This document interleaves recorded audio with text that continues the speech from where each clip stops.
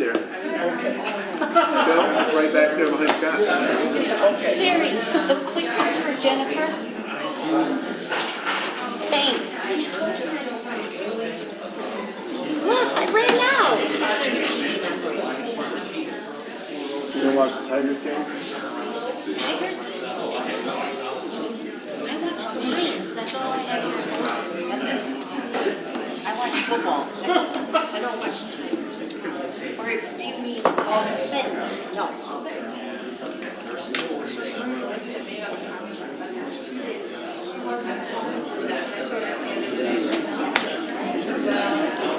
You didn't want this?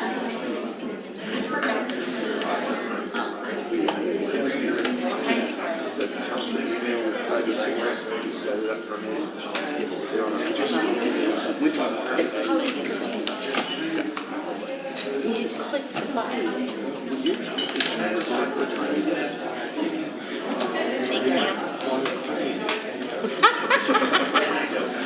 You can send me something anytime. Only if it's nice and kind and respectful, which I would expect no less. It would be something I would, if my kids or grandkids would read it, they would say that it's nice. Oh, yeah. That's it. Everything I have for them, if they were sitting listening to me, this is what I would want them to do.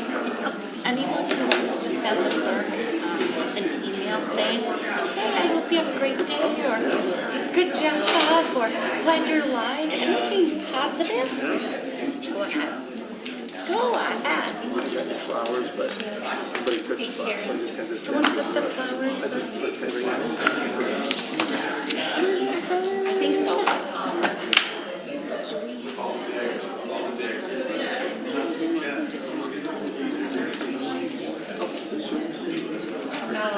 It's kind of there for yes. And if he needs to jump in for Joe, then he can. Okay, I was just saying, should we bring up a picture? So we can sit together. Yes, please.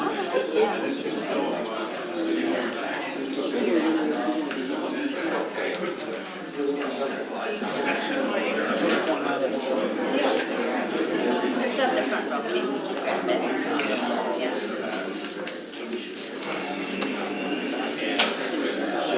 Okay, Jennifer, it's time to practice. Oh no, I'm just like an itch. I'm not holding. I'm just holding.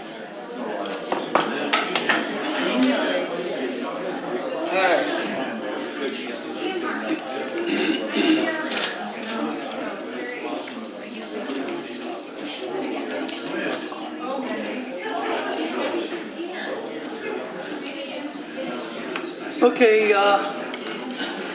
before I call the meeting to order, I would like to make a couple of announcements. Basically, I'm going to read the statement from Sheriff Michael Murphy in regards to the September 16th meeting and why it was canceled or actually postponed. The Livingston County Sheriff's Office became aware of potential violence at the regular Tyrone Township Board meeting. We did not have time to vet this information properly, and based on past meetings where tensions have been high, our recommendation was to cancel the meeting out of an abundance of caution. We use the same process we use to vet school violence threats, so this is nothing new to our office. We realize the inconvenience this causes everyone when a recommendation is to close a building, cancel a meeting, or cancel school for that matter. And for that, we apologize. That said, our first job and foremost is the safety of everyone. Michael Murphy. And when that recommendation came to the three of us, the clerk, the treasurer, and myself, we decided to take their recommendation and cancel that meeting based on the threat, even though we all kind of felt it was probably just a prank. The second notice that I want to read is from John Galuli, our attorney, in regards to the Chris Rapetta against Tyrone Township lawsuit. And this is his summary. I am pleased to report that after months of costly and unnecessary litigation, Livingston County Circuit Court Judge Susan Longsworth has dismissed litigation brought by Chris Rapetta against Tyrone Township. In reaching her decision, Judge Longsworth issued a very well-reasoned 21-page opinion, finding that the Township Board properly removed Chris Rapetta as a member of the Planning Commission. Judge Longsworth went on to find, as a matter of law, that the conduct of Chris Rapetta was wrongful and that he improperly sought to remove members of the Planning Commission. The court also rejected Chris Rapetta's argument that he acted in good faith. With the dismissal of this costly and unnecessary litigation brought against the township, it is my hope that this chapter in your history is now closed. So with that, I will call the meeting to order, and we can rise for the Pledge of Allegiance, please. I pledge allegiance to the flag of the United States of America and to the republic for which it stands, one nation, under God, indivisible, with liberty and justice for all.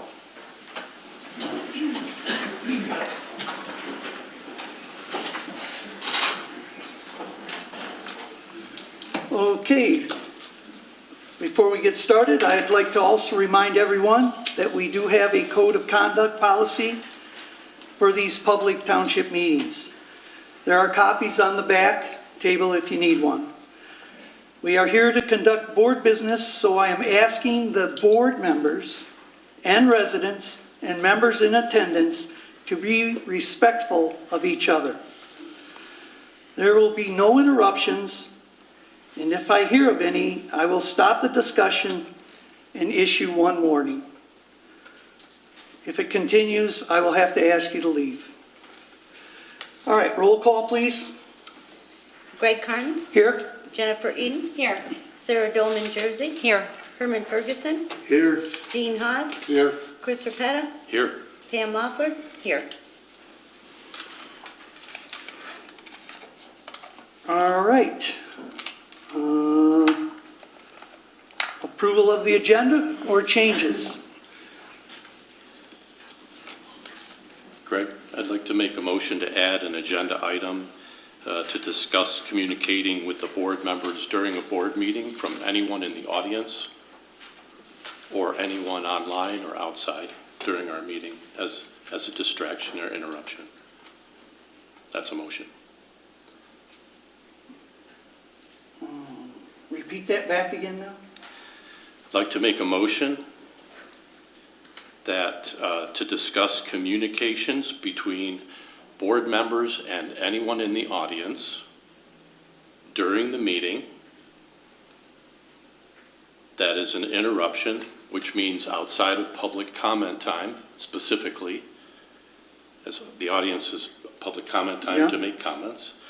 But there have been communications taking place with members of this board, and I'd like to have a discussion to talk about that. And you want to add that to the agenda? I would. You've received this email 2 times from me now, that plus many others, but I'll stick to that one today. And both times that I've sent this for adding to the agenda, I've gotten 0 response from you. I've copied Clerk Mogler, and it needs to be discussed quickly. So, all right, here's your quick discussion. Truck routes, I am not ready to discuss yet. I'm still working. I have a motion, I have a motion to a very specific one. So if do I have a second? I'll support it. All in favor? Aye. All opposed? Nay. Okay. Now, would you like me to comment on your stuff you want to add to this agenda? Because I will. I only made a I'll motion. answer. The truck route, I'm still working on. I'm probably not going to have anything ready for probably another, I don't know, 3 or 4 board meetings, at least. Mario's very busy, so is Gerald. The MMA update, if you look on the website, you will notice that it's 12/17 when the moratorium is up. There's a very good chance we're going to have a public hearing by then, so not to worry. Public safety discussion, I've talked with Sheriff Murphy. I'm not going to have him come here. His comment was very similar to the one Judge Bain issued, and it was tone down the rhetoric. This was regarding Tone costs. down the rhetoric. I'm sorry, that's regarding costs, public safety. We all agreed. As a matter of fact, it was Herman's recommendation. I'm So, to discuss the public safety plan that's currently in place. Go ahead. The Just want to make sure it's the correct. fire bid is on there. Discussion of the fire and rescue. I talked to the fire chiefs about that, and I'm working on the burning ordinance. I'm very close to having that probably at the next board meeting for discussion. And then these other ones I haven't really looked into. So that's where I'm at on your thing. Nothing ready for the board. Nothing ready to put on the agenda. Well, these are items for discussion. Some of them, the first ones you read, were for unfinished business, and they should be tracked because these were things in previous discussions. Unfinished business that were is not for complete. business from previous meetings. That's right, and we had talked about the truck routes and updates, since you brought all For these the other last ones up. meeting. We had talked about the MMMA. I was simply asking for that to stay on the unfinished business, so that we could It will get be up. It will be on the agenda eventually when it's ready. All right, well, All right, since so you're I'm not, still looking for approval I'll make a motion. of the agenda I'll as make a printed, motion please. as Support. presented. All in favor? Aye. All opposed? no, Motion carries. Approval of consent agenda, the Township Board minutes for September 2nd, the Treasurer's report for August 31st, the Clerk's warrants and bills, October 1st. Can I get a motion for approval? I have a question about the clerk's warrants and bills, if I may. All right, I noticed that there's again a number of voided checks, and I'm wondering if there's any reason that there are continually over and over again seeing voided checks show up, if there's an issue or something we should be aware of. There's not an issue, there was a misprint with the printer. Okay, misprints with the printer. Issues.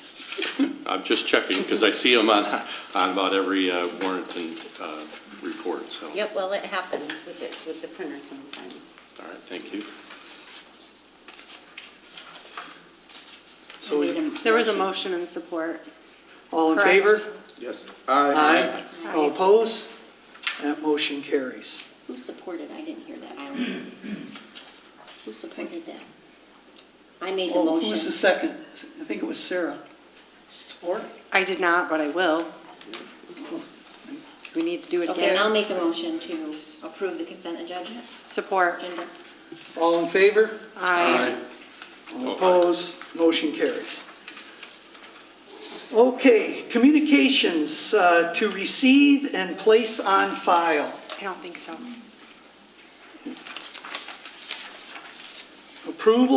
Approved planning commission meetings, June minutes, June 18th. Planning commission meeting synopsis, September 9th. Livingston County Sheriff's Report, August 31st. Letter of thanks from the Historical Society, September 23rd. I'll make a motion to accept communications, to receive them and place on file. Support. All in favor? Aye. All opposed? Motion carries. Okay, public remarks. I'd just like to remind everyone wishing to speak, please raise your hand. I'll call you up, give you 3 minutes to address the board. on township business, agenda items only. All right, thank you. Anybody?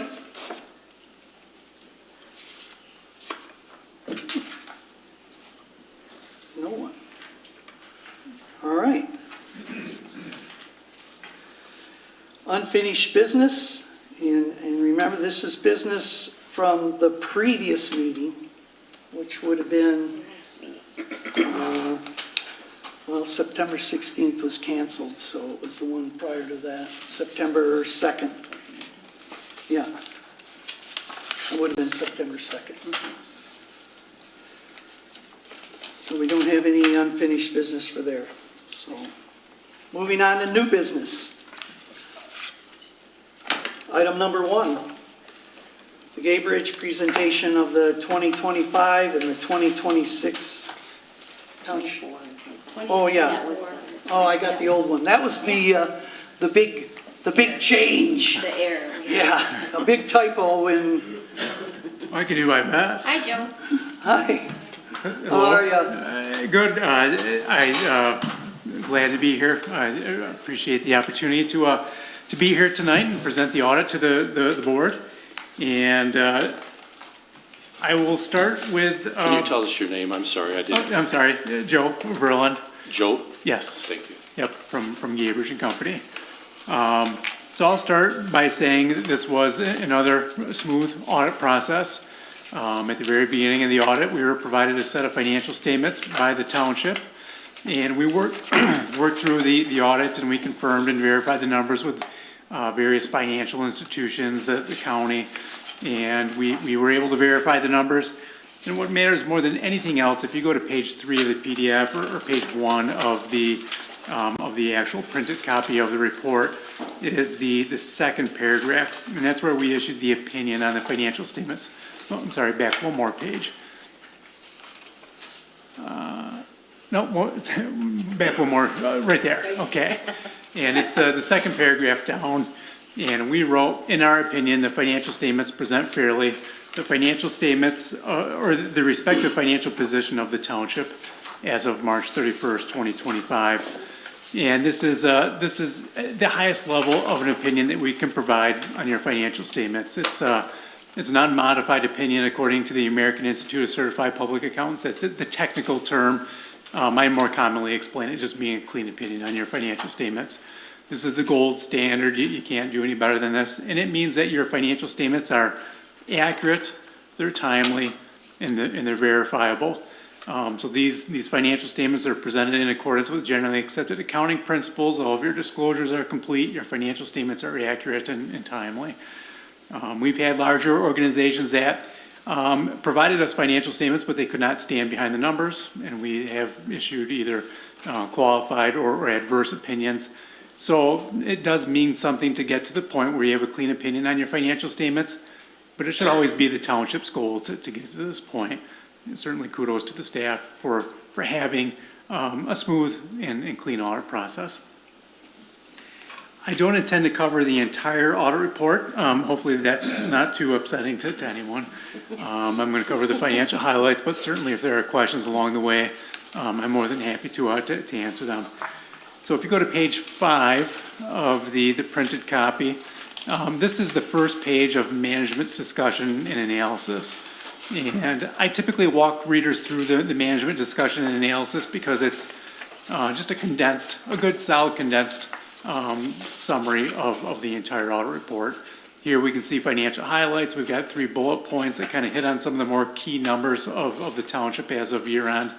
And then we can see 2-year comparative financial statements on the following pages, and then some narrative that explain reasons for significant changes in your assets and liabilities and revenues and expenses.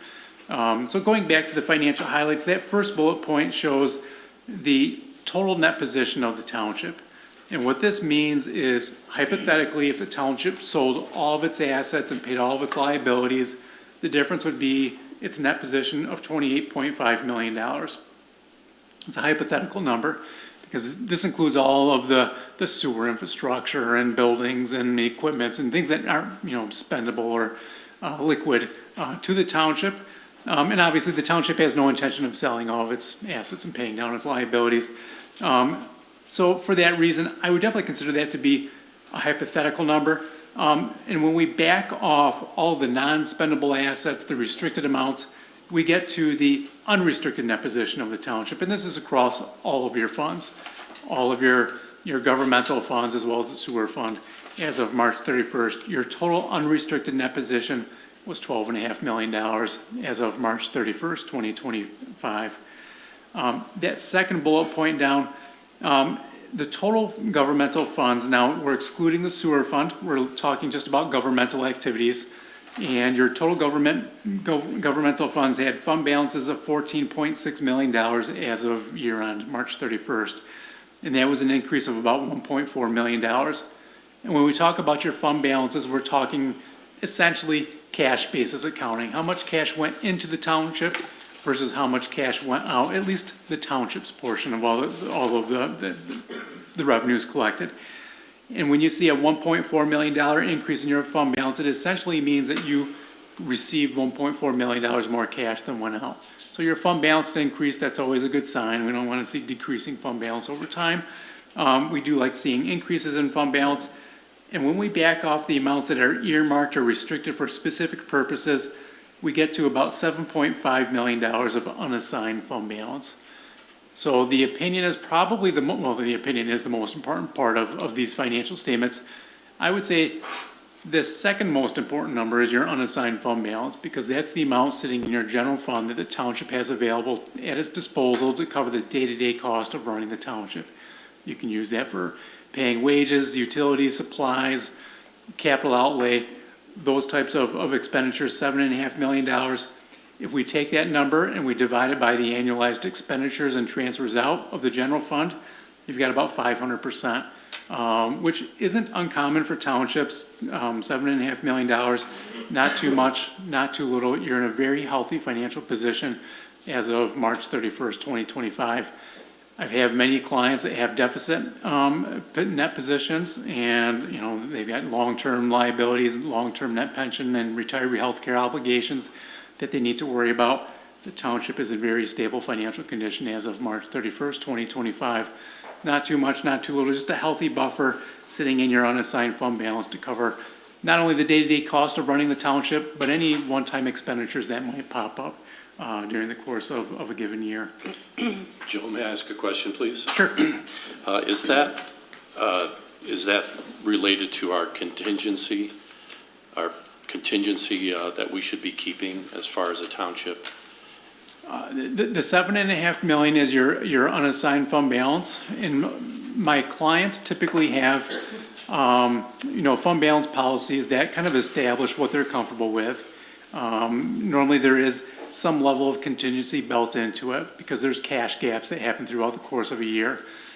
Property taxes are part of your fund balance, but you only get those property taxes pretty much right at the end of the fiscal year. So you've got a little bit of a cash gap that needs to be covered with the timing of your tax receipts as well. State aid kind of comes in 6 times per year. So my clients will typically have some type of my wife calls it a buffer. We like to have a buffer in our checking account at home, but most of my clients have the same thing, where they want some minimum level of unassigned fund balance to be able to cover those types of cash gaps throughout the course of the year, as well as any unexpected, capital outlays or one-time expenditures that might pop up during the course of the year. So the $7.5 million includes budgeted items like salary and anticipated things of that nature, but they're unassigned. And so I was just curious, though, as to whether this includes what we would consider contingency, or in other words, that a portion of the fund that is set aside for things unexpected.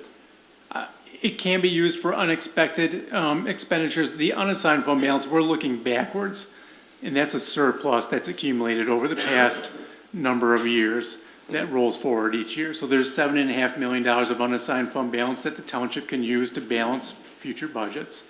So it's not something that is earmarked specifically for current year expenditures. We're looking backwards, and we're saying the residual amount of all the prior year revenues and expenditures over the past hundreds of years has led to an unassigned fund balance of $7.5 million. All right, thanks. I'm just trying to understand only because it seems like if we're collecting too much tax from the people, this would accumulate larger and larger, which it has been doing over a period of time. And at some point of time, we should be having a discussion as a board to consider maybe a tax reduction or a tax break at some point if this fund is too high. Sure. And that ultimately is a decision that's best made by the board and Well, of course. management to understand what those long-term needs are. And I will say, that we had one client that had $8 million of fund balance before they switched over to us. They had $8 million of fund balance, and they spent it down on various projects, and all of a sudden it was down to they were flirting with a deficit, unassigned fund balance over the course of 5 years because they kept on spending it down on various projects. So yeah, it's a decision that's best left to the board, and it's important to make sure that there's an understanding of what the long-term capital projects are and what those long-term needs are for the township, because if there's $10 million of road projects and paving projects and, whatever the case might be, sometimes that fund balance can go pretty quickly. And once it dwindles, it's tough to get it back. Yeah, absolutely. Well, we'll look forward to review for the board for our budget and anticipated future spending. Sure, Thanks for that answer. sure. Next, if you go to page 8 of the management discussion and analysis, we get a look. My eyesight is, I can't see that on the screen, and I apologize for the audience, but I guess they'll have to take my word for it. The very top row, this is the comparative assets and liabilities of the township for the past couple of years. So the first section is the governmental activities, the middle section is business type activities, and then the last two columns is what I will focus on. That's across all funds of the township as of March 31st. Far right column shows 2024 compared to the second to last column, 2025. And you can see cash and cash equivalents increased from 11.4 million up to 15.6 million as of March 31st, 2025. So always nice to know, what direction is the total net position going, but we want to see how cash and investments are doing, and we would expect to see, as your net position increases, we'd like to see a very close correlation between your cash and investments, and we can see that those two are trending in a positive direction. During the course of the year, there were REUs sold to the county, and it generated some one-time revenues. For the benefit of the township, if you look about 3/4 of the way down the page, you can see in the long-term debt section, in the non-current liabilities, total long-term debt decreased from 3.44 million as of March 31st, 2024 to 1.75 million as of March 31st, 2025. So the township was able to pay down some of its long-term debt in advance of the regularly scheduled principal and interest schedules. And then lastly, if you go to the very bottom row, you can see the total net position of the township improved from 24 million as of March 31st, 2024, up to 28.5 million as of March 31st, 2025. Turning now one page to page 9, we get a look at the revenues and expenses of the township for the past 2 years. Very similar layout. The first section shows governmental activities, which are your governmental funds, and then the business type activities being the sewer fund. I'll focus on the very last two columns, which are across all funds of the township. You can see 3 rows down from the top, your capital grants and contributions. In 2024, $56,000. That number increased up to over 3 million. So roughly a $3 million one-time increase in your capital grants and contributions being related to the sale of those REUs. And then if you look 3 rows up from the bottom, you can see that in 2024, the township had an increase in its total net position of $1,059,000. And that compares to an increase in your net position during fiscal 25 of 4.4 million. Again, the biggest reason for that jump being the $3 million of additional funding received from the county. A couple other items, or maybe just one thing that I wanted to point out here, maybe a couple. So your unrestricted state revenue, half dozen or so rows down from the bottom, you can see a small decrease, and this is across all local units of government, or everybody that receives state aid. 1.37 million in 2024, 1.35 million in 2025. So a small decrease. There's another decrease expected in fiscal '26. And then the next row down, the investment income, $342,000 in 2024. That number improved up to $437,000 in 2025. Healthy increase, but we know that, or it's anticipated that investment returns are going to start coming back down to more normalized levels. So it's nice to have those or those healthy increases in investment income. We don't know how long that's going to persist going into the future, as at least the potential of declining market rates on those investments is out there. Just a few more items I wanted to point out. If you go all the way to page 9. May I ask a quick, before you move off that chart, I'm sorry, I had another question. Sure. It does say in the business type activities, when talking about the $3 million, you did mention what that was largely attributed to, but it also says, and also advances owed to the general fund.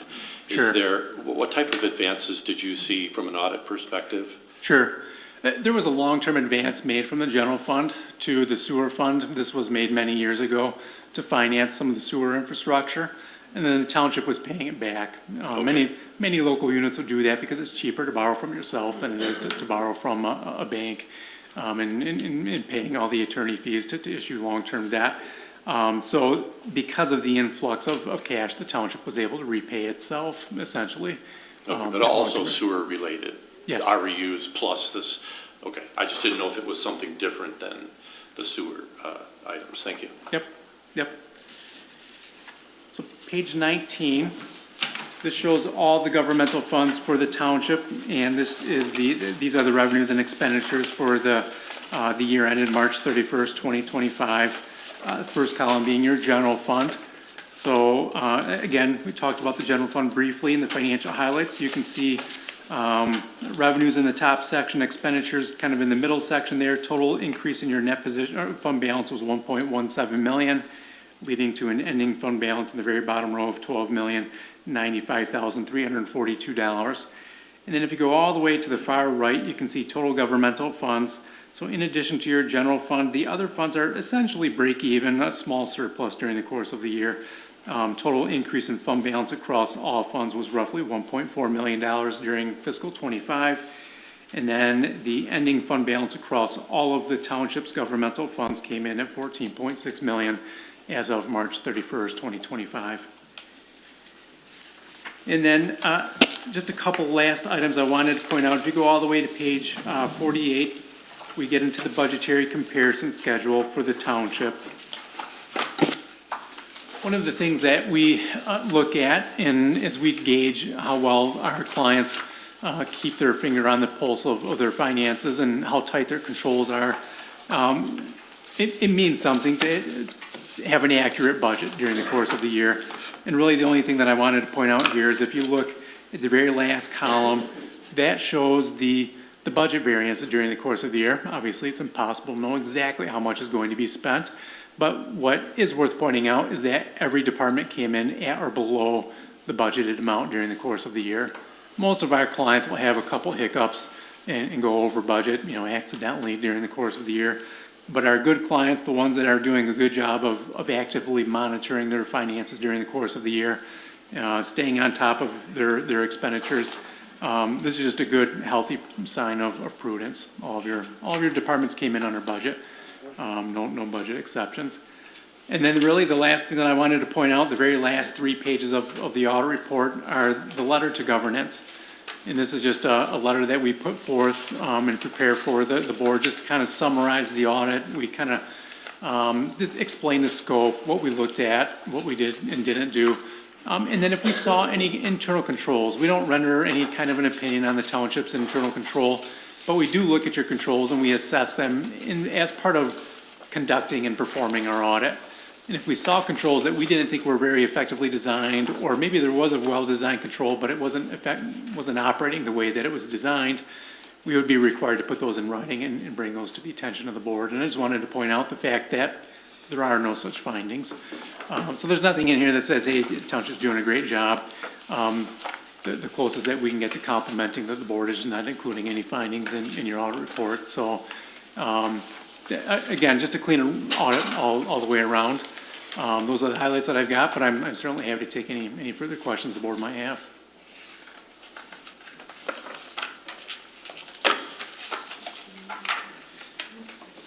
One other question, Joe, thank you.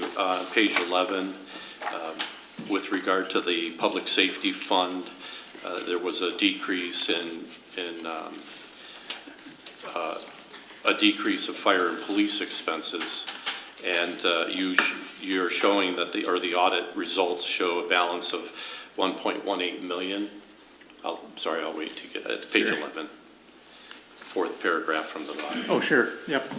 And it says the fund balance was 1.18 million. Is that's a accumulation, again, like you said, of like the 7.5 million?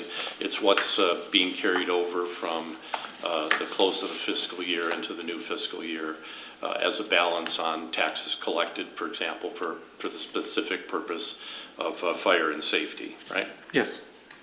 Okay. So that's another one we should, as a board, not question to you, but a statement, that we should be addressing in talking about the fire and rescue and safety charges that are here, because we do seem to have a pretty healthy, over $1 million fund balance, at least at the end of March, that was carried forward.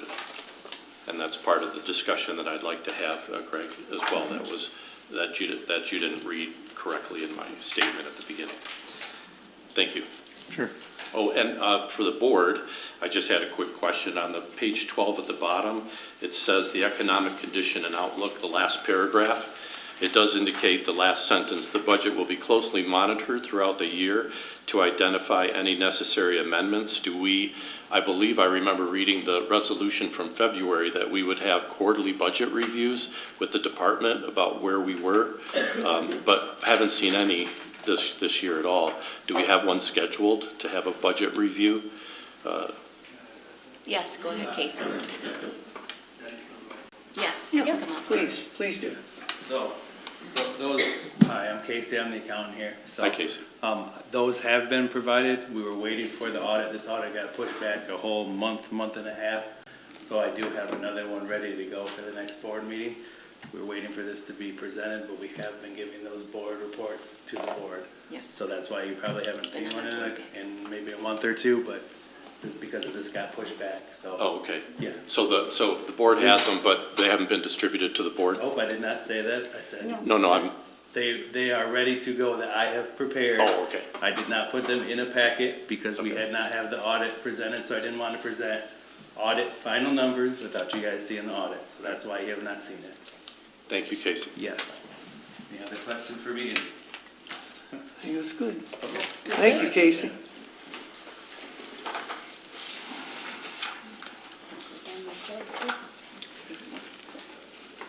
All right. Thank you, Joe. Are we all set? Yeah? Appreciate Thank it. you very much. Everybody all set here? Yeah? All right, so I will entertain a, I guess I don't have to, do I have to have a motion to approve this? No, No, right? No. Okay, it's done. all right. It is what it is. Right. No Some of- approving it, it is, Some of my clients will have a motion to receive the audit, but Oh. that's up to them. Yeah. Typically, they don't approve it, though, so. okay. All right, we'll move on to business item number 2, and the fire well bids. Is Phil here? Yeah, he is. Oh, there you are. I was looking all over for you, Phil. Phil Wismerland is our, in case you haven't met him, he's our township engineer. And he prepared the RFQ or the SOW, whatever you want to call it, the request for quote or scope of work. Anyway, and it went out for bid. My understanding is that you had, how many well drillers respond, at least with questions? Yeah.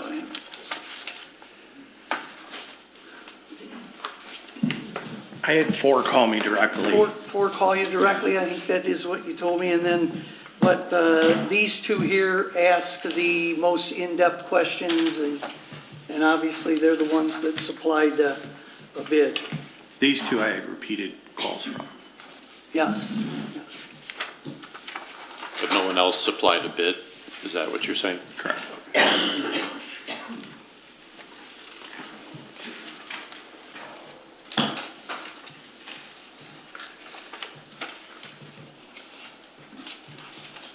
Now, when you went through these, Phil, did you see any glaring differences between the Berkmeyer one and the Brown? Or were they, as far as substance? No, there's some caveats in each one. You know, typically we don't, we go through these in much more detail after you select one. Yeah. You know, they had to supply a pump curve. They both supplied a pump curve, which will show you what the pump is capable of providing that they're proposing. But it was pretty basically 400 GPM was our requirement. It didn't have a head on it. But when you look at it at the depth that we're guessing right now, both of their pumps will provide 400 GPM at the depth that they'll be. So, beyond that, you know, they put different things in their bid and they put them together differently. The one biggest question that I would have for the two of them is the electrical supply and whether, consumers is in that or not, the cost, because there's always a cost for consumers to come out and do their work, drop their meter in, that kind of thing. So, they'll probably have to put a transformer out there for this to work. Not an electrical engineer, so it goes way over my head quickly, but what we have to do is once you get a selected bidder, we get their pump information, there's a form we submit to consumers so that consumers can calculate their end of the system, what they need to provide, and get that in the works. Put the drop in that's big enough to handle the amperage and the voltage. Yes. I have a question, because I noticed in the request for quote, they were talking about three-phase motors. So did we ever find out if consumers could even provide three-phase, or are we dependent on a single transformer and a step-up, or what's this? I mean, I had a couple of them call me too, asking that exact question. You know, you're saying three-phase, what's the power supply to? Yeah. What are we working from? Correct. I couldn't get an answer. That was my preliminary understanding, is consumers thinks they can supply it, but again, it depends on the pump that gets picked. So, yeah, I believe there's three-phase there. Specified, Yep. 40 horse three-phase. Yep, I believe there's three-phase in there. I talked to one of these guys, they called me about it. I told them, call consumers, ask them, they're gonna know better what they have on their system than I will. So preliminarily, from before, they were able to serve it. It just, there's some details they need to work out. Well, we had a township appointed electrician do the electrical parts of this. You said you weren't familiar with the electrical parts. So we had, as part of the bid development, we would have had that, right? No, when we put this together, we did some preliminary work with consumers, and then we just used the specs that they had from Oakland County. Same thing. Because they had just put a well in. They have several. Okay.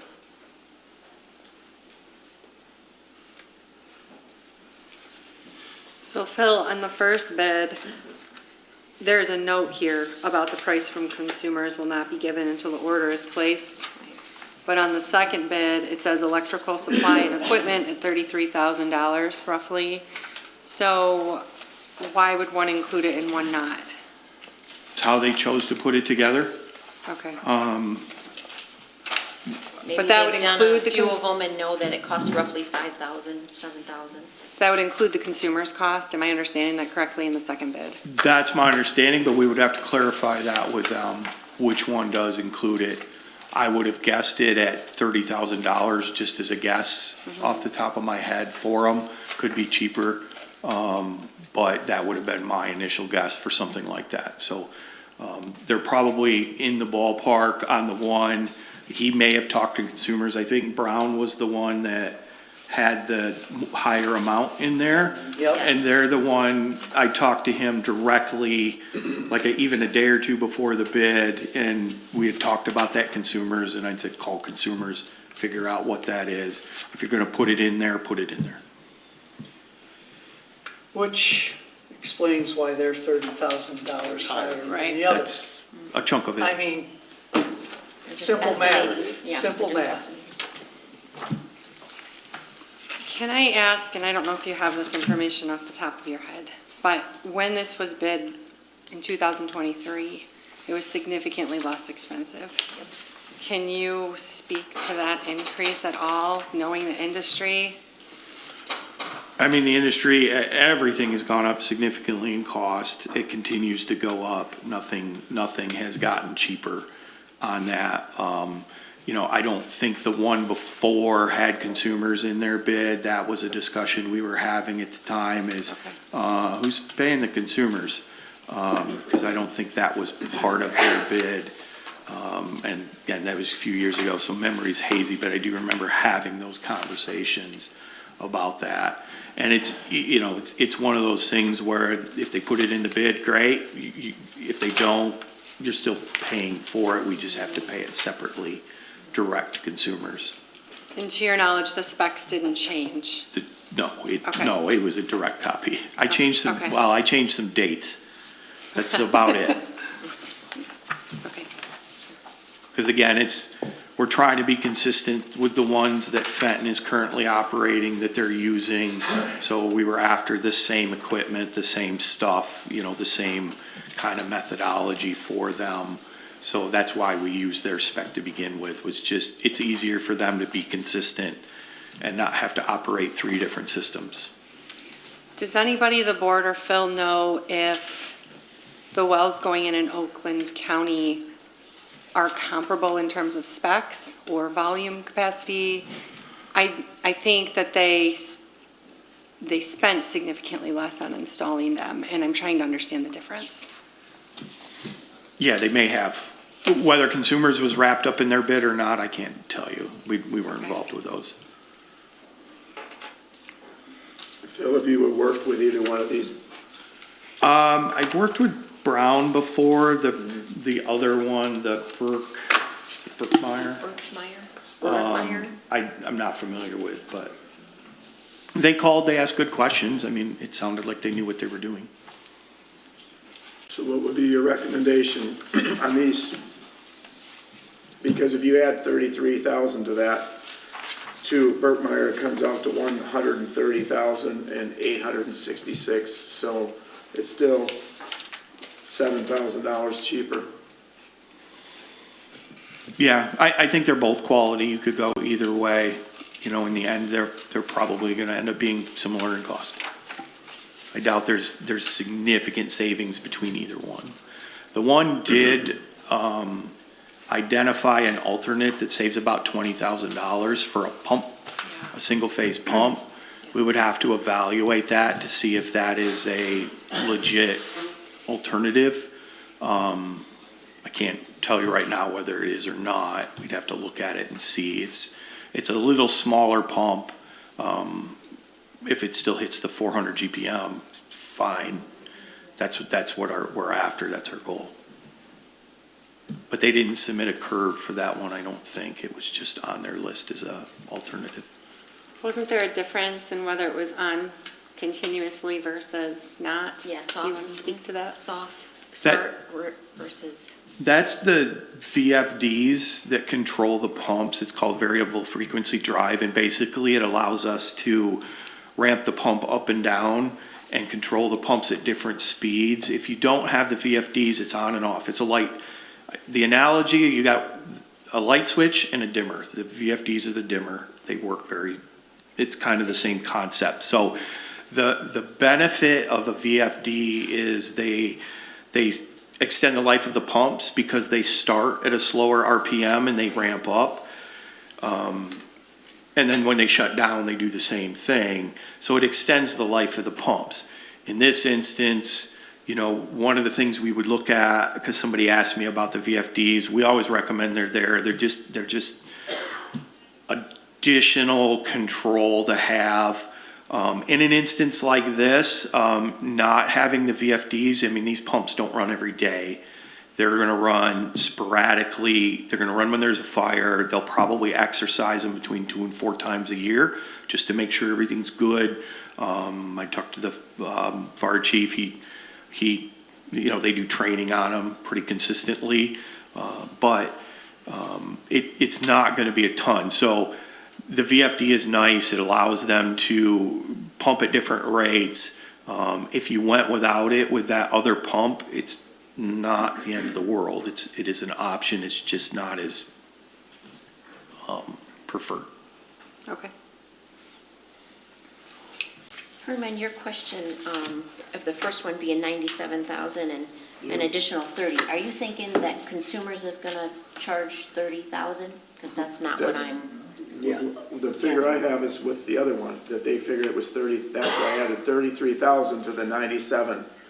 So that's it. well, he already has, and number 5, his electrical supply and equipment, he is saying, For which he's one already you talking estimated, about? the first one, Yes. Burkmeyer. Okay. He's already estimated 28,900. I In- don't, including in the am I bid. wrong in thinking that? I don't think it's an additional. Well, right, additional, but consumers isn't gonna cost 30,000, are Oh, they? yeah. Oh, yeah. Do you think so? Three-phase, I'd be surprised if you get attention. Wow. Sheesh, good thing we don't need 10 of these. So maybe that's not in the second bid though, because that's the number I was looking at, was electrical supply and equipment. So in the first bid it's 28.9 and the second one is 33. Well, No, I it's don't, not in the first bid. It's right there. I don't think so, because Brown Drilling, if you look on their 1, 2, 3, 4 page, I know. it'll say electrical But they- I supply know, but they both say this. to be completed by a third-party licensed Yeah, this is electrician. from Berkmeyer. It's not included in It says additional electrical needs will incur additional cost, will incur additional cost. So I would say they don't have it in there either. In the Brown quote? Yep. They didn't clarify it like the other firms, so, I mean, I would argue that it should have been in there, but Right. if you didn't clarify it. You But know you need it. it'll be a Well, argument. Before we can Except vote for on that, I it, think that little Yeah. asterisk, electrical work includes, up to and included the estimate, and then additional electrical needs will incur additional cost. I think that saves them. It could. so I guess there's other things that we need to add before we vote on it, because we don't know exactly what it is. If you add another $30,000 to the Brown well drilling, then you're up to 160. Then we're not so equal. Yep. Right, 167. yeah, yeah. And if you recall from the last meeting where we discussed this, I asked for a cost sheet on all the other costs that are not, and we discussed maintenance and other things like that. Well, power would be one of those costs not included in the spec. So, but with the spec sheet, we should be able to go to consumers as a township and get an estimate of what it would cost, because the specs are all there, right? So if that's going to be an important one to get ahead of time in order for us to make the right decision. Yeah, you'll be able to get the service cost, the installation of the service cost from them. What they probably will not give you is how much you're gonna spend a year on. Well, no, of course, we don't know Electricity, what the so, yeah. draw on the pump is, Correct. and how many times it's They can- tested. I'm not saying that, I'm They saying can give us. installation, absolutely. Yeah, they can give us the drop cost. That's the big dollars, for sure. And they can give you annual costs, because they're gonna charge you just for having it. Correct. If you use zero. Right. So that would be a needed component before I could vote on it, and also those other maintenance costs that we discussed last time. I'd like to see, even though they're low, I'd like to see a full cost, not just for the well and well installation, but for what the burden will be as we move forward. Yeah, we can ask the fire department what they're spending on their other ones, they may know. I don't think the monthly cost of the electric's gonna be a huge issue. I think it's gonna be more No. the annual, the monthly bill that they're gonna charge you for the equipment that they're supplying for you in the installation. I think that's all we got on the electrical side. I think that, I think it's important to get all that together so the residents know exactly what total cost of this project's gonna be when we approve it. Phil, the pumps that they had in Oakland County, you said several. Have any of them been done in the last 6 months? I don't know that. Do you know what communities they were in, what townships or villages? I know the one we copied from, I think is in Oakland Township. In Oakland I Township? think so, yeah. That was the last one that they had We could probably, used. even with a FOIA request, or call them and see how much they paid. Yeah, I would still contact Consumers Direct just to, Well, I'm talking about how much See. they paid for the pump, the for oh, consumers. yeah. Not just consumers, but how much they paid, Mhm. what did they have? So we have something to compare it to. You could? And then also, we discussed it before on the board, that it is important to have.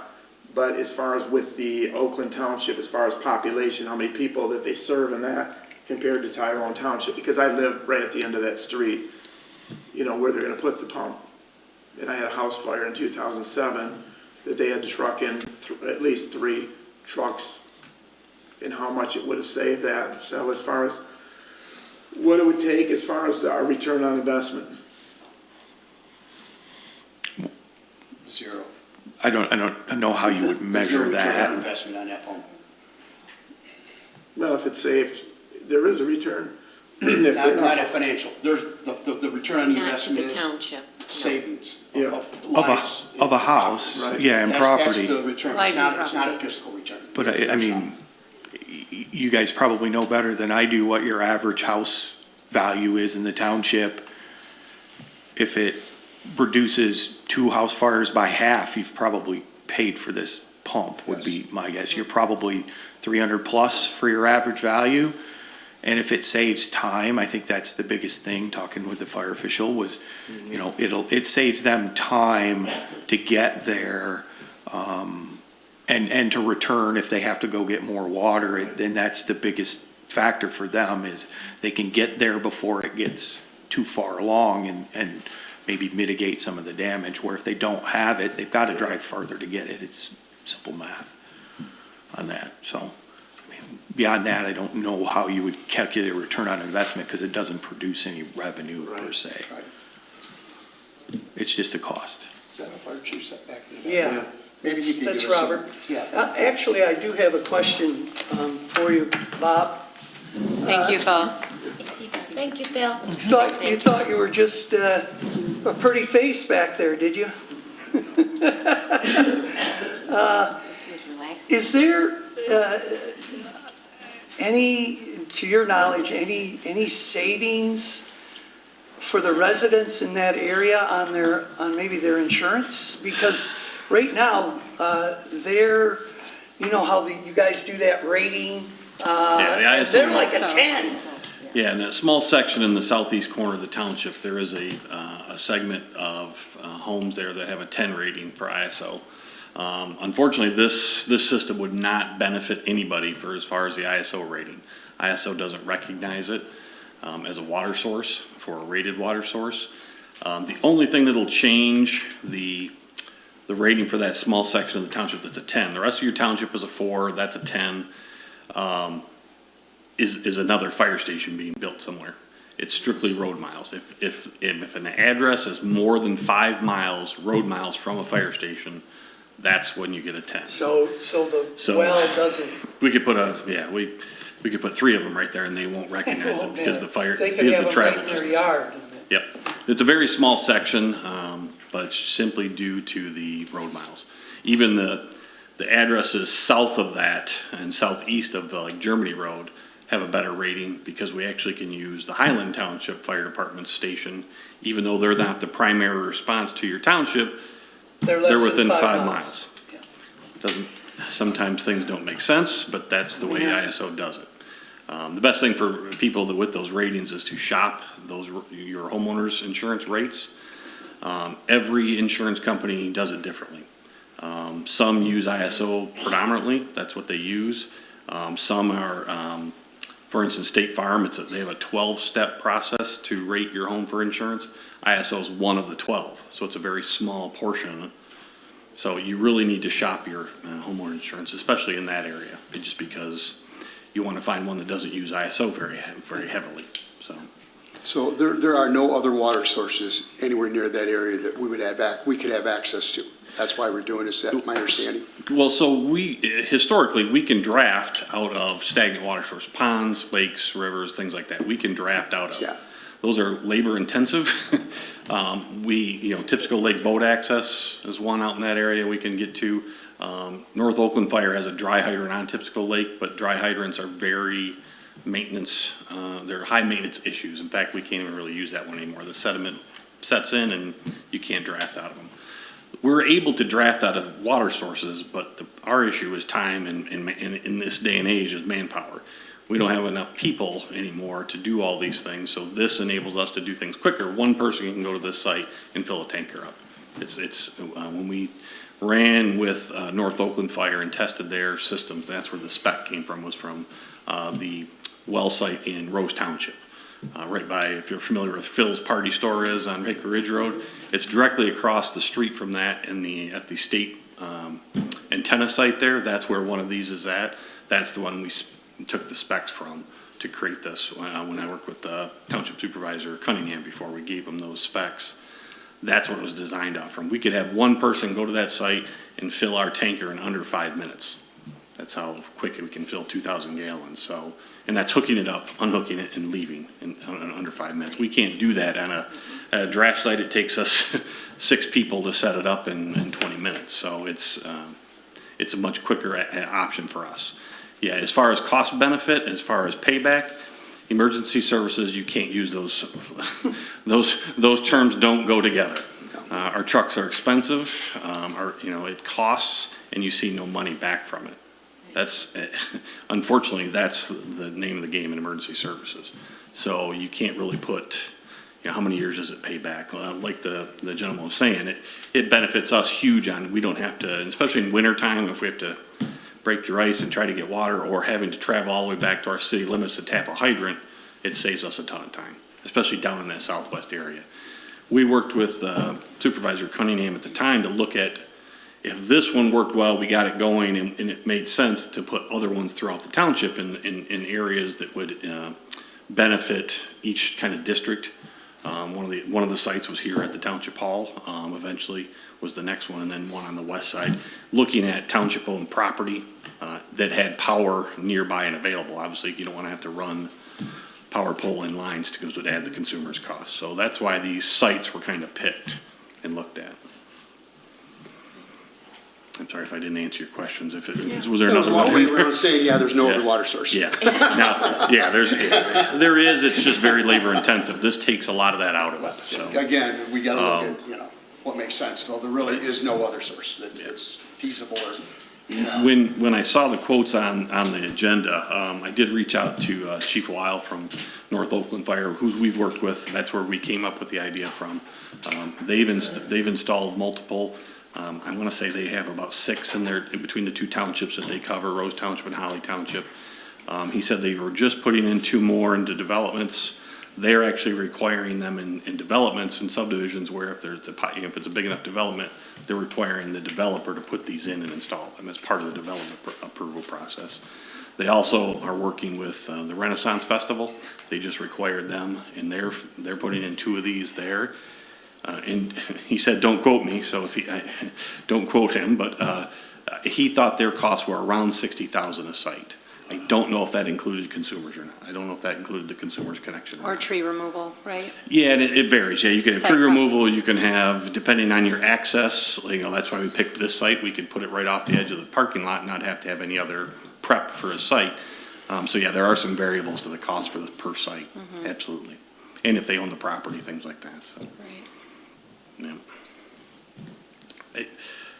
When we started this process, I think it was 4 or 5 years ago, I think maybe, we were anticipating about $40,000 for the site. That was kind of where we thought we'd be at, so. Prices have gone up quite a bit. I think we need to probably do a little more work to see if we can find a better price. That seems pretty high, in my opinion. But they have one company that's doing all of their work over there. I don't know if they bid on the initial bid here or not. I think we need to reach out to them because they kind of seem to be the subject matter expert in the area, just because they're doing them. There's really not any other anybody else doing them in the area right now, so. What was the name of that company, Bob? CE Lehman, I believe is how you pronounce it. Lehman? Yeah, that was That was in our who took original our one. first bid Yeah. in. Were they on the first process? Yeah. Okay. CE or James Lehman? It's CE Lehman is the name of the company. There's a couple different layman's out there doing it. But then they chose not to participate in the bid this Yes. time. So I don't know why, I'm just saying. They had the winning bid in 2023, or Okay. we put it out to bid in 2023, we accepted the bid March of '24, and he never did the work. So it went out to bid again. And at that time, we only had 2 people participate in a bid. Do you know who the other bidder was? Cribley? Never heard of them. but- Yeah, they Chief. had a bid of 195,000. Do you think they want the job? Yeah, that was the second bid. in It was 195 or 2 years ago, was that? Yes, Yeah. yeah. And Lehman was what, 70? No, they were 59,000, but that was not consumers Okay, included either, so. 60. I think he realized when we accepted the bid that the prices had went up so much and he wasn't paying attention. And that's why Well, he fell off the face and Yeah. didn't want to do it. Probably just as well because we didn't have a signed lease agreement. Well, that would have been a problem. Yeah, but Okay. Chief, a And- couple of questions, just what other alternatives other than drawing out of lakes, ponds, rivers to the well have been explored? Well, I mean, from your experience in talking, and Yeah, I mean, there's other options, if, you know, like, you can, in your stations, if you had a station, you could put in a stagnant tank with a fill site into it. The problem we have is to get like a smaller well, it's the gallons per minute of how quick, you know, you take a standard home well, you're not gonna even come close to being able to fill the truck. We already bring in, if we get dispatched to a fire, a structure fire in your township right now, we have automatic aid agreements with neighboring departments. We show up with our trucks alone, about 3,500 gallons, and then we bring in tankers from each of we usually have 2 on the first alarm assignment, that brings about another 5,000 gallons with them. So we have a lot of water rolling to any fire, it's just if we have to fill at that point anymore, that's when we need the water. So there's really not a whole lot of other options out there besides stagnant water sources, yeah. And those create their own issues, like I said, with our conditions here in Michigan. We have a couple dry hydrants in the township already. One on the hills of Tyrone, we go up there and we have to pump that out every season to make sure it's still usable. And when you have those smaller retention ponds, depending on the time of year and the water level, if they're usable or not, so. okay. And do you know of any impact or aquifer studies that you've seen, you know, as the chief looking at, if you go there and water's low, because sometimes our water table's low? Are you saying it with the well system, or are you talking in our? Wells. With well, no, we have not done any well systems before in our jurisdiction, Okay. so. But I can't imagine for the amount of water we're talking and the frequency. If we were using this weekly or daily, that'd be a different consideration, but we're talking pretty infrequent use. If, you know, every time we used it, if we use 20, 30,000 gallons, but we are only doing it on a quarterly basis, it's a pretty minute amount of water versus if you had 5 or 10 homes in the area that are using water daily. I don't think it really has an impact on that. Okay. Especially in a rural area, you know, we're not protecting large commercial or industrial sites with any of this water, so. Thank you. All right. I think we're good. Thank you. Thank you. Thank you. Greg, can I ask Phil if he knows if there's been a study for the aquifer? Well, I'm sorry to call you back up. no, it's okay because I want to recap what him and I got to do. I mean, since it's been going on for 5 years, I'm just curious if they've ever looked at the water supply in the ground that we'd be tapping into.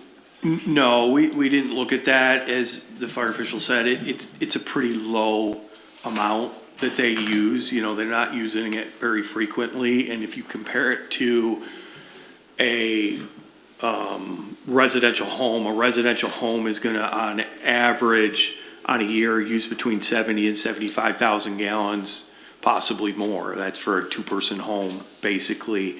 That's what they're gonna use on an annual basis. And he just mentioned, look, if they draw 20,000 out when they're using this, that's a lot. If they have to fill up once or twice, they're looking at 3,000 to 8,000 gallons pulling it out of there compared to a home. If a home went in there, we wouldn't even bat an eyelash at that, or several homes in that same area, just because their use over the course of the year is going to be significantly higher than what this will ever, hopefully, Well, ever certainly. use, so. But this is happening all in a very short period of time compared to a home being spread out with that over the course of a year, so there's not really a direct correlation between the two. Correct. My question more is around, will taking 25 to 30,000 or 25,000 gallons out in a very short period of time have an impact to the aquifer at all? And if the answer is you haven't done any studies, I'll accept that. Yeah, there's been no studies done. A study would probably cost you almost as much as this well is gonna cost you I to do. can tell you, so. I've talked to several people that live down in that area, around that area, and there seems to be a consensus that there's a pretty good water table there. That again, a couple people have had wells put in and did studies on how much draw and how much they would supply, and it's unfortunately in a lot of towns, this Tyrone Township, there's a boatload of water. Yeah. I wish they'd put a well in mine and start drawing water up on my property, but Yeah. my understanding is a pretty good water table in that area. Yeah, one of these guys, I can't remember who, in reading their bid, had said they had pulled some well logs. They think they're gonna be fine at 80 feet. We asked for 120 on the well. So it seems there's plenty of water available in the area Yeah, to supply this. I built my first house there. I had a 6-inch well on Elcoy, where Herm lives, in the mid-'80s, and a 6-inch well because I was using groundwater to heat and cool my house. I had this grandiose idea. Anyway, I was pumping 13 gallons a minute to cool my house. 13 gallons a minute out of the water there in a 6-inch well. That aquifer through there is, Yeah, I mean, you could certainly do a detailed study if you want. I would just say, It's be huge. prepared, because that will be, I'm not pretty worried. costly, so. I'm not worried for any of those homes. Yeah, I would not worry. Well, do we have enough information to vote, or do we want to table it and get more No, information? we don't have enough, Okay. I don't think. All right.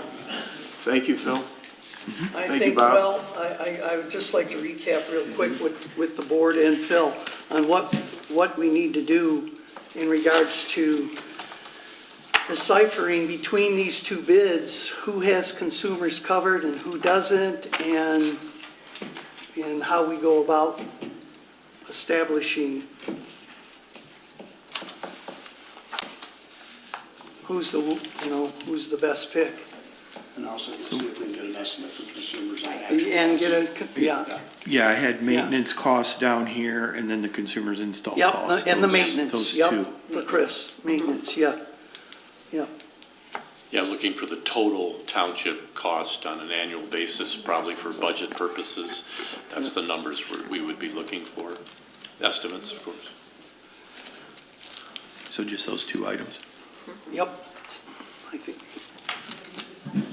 Okay. yep. Thank you. All right. So we're gonna table that until we get a little more information. We'll bring it back to the board when we have some answers.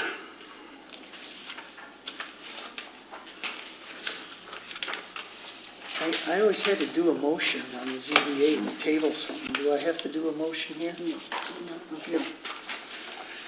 All right, just want to make sure. There's rules. All right, moving on to item number 3. Road rehabilitation estimates for Center Road.